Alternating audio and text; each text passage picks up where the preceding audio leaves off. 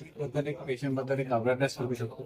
Cancer काय, cancer कशामुळे होत आहे, कॅन्सरचं काय लक्षण आहे, कॅन्सरची रोकथाम कशी होऊ शकते, कॅन्सरचे मिथ्स काय, भ्रांत्या काय. कारण की खूप पेशंट असे म्हणतात ना, जसं एक उदाहरण देतो, लोक म्हणतात की cervical cancer vaccine, virus vaccine, cancer वाढते त्याच्यामुळे प्रेग्नन्सीमध्ये प्रॉब्लेम होणार.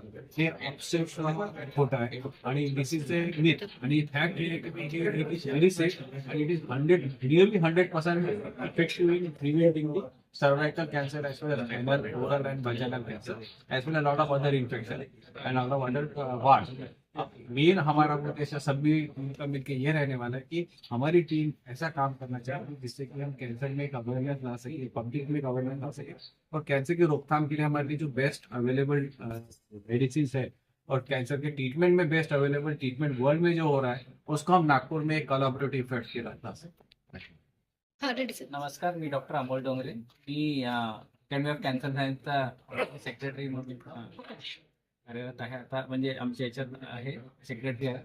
आणि जसं की डॉक्टर सुशीलने पण सांगितलंय की आमचं जे मेन मोटो आहे अकॅडमी ऑफ कॅन्सर सायन्स हेच आहे की लोकांना कशी जनजागृती करायची कॅन्सरबद्दल, कसं आम्ही दूर गावापर्यंत पोहोचून त्यांना जे ट्रीटमेंट जे पॉसिबल आहे, जसं की आता खूप महागडे ट्रीटमेंट बरेचसे लोक अफोर्ड नाही करू शकत, पण आमचं तेच ध्येय आहे की आम्ही कसं त्यांना जाऊन मोटिवेट करायचं आणि काय तिथे सुविधा उपलब्ध करून द्यायचं जेणेकरून ते तिथे पण ट्रीटमेंट घेऊ शकतात.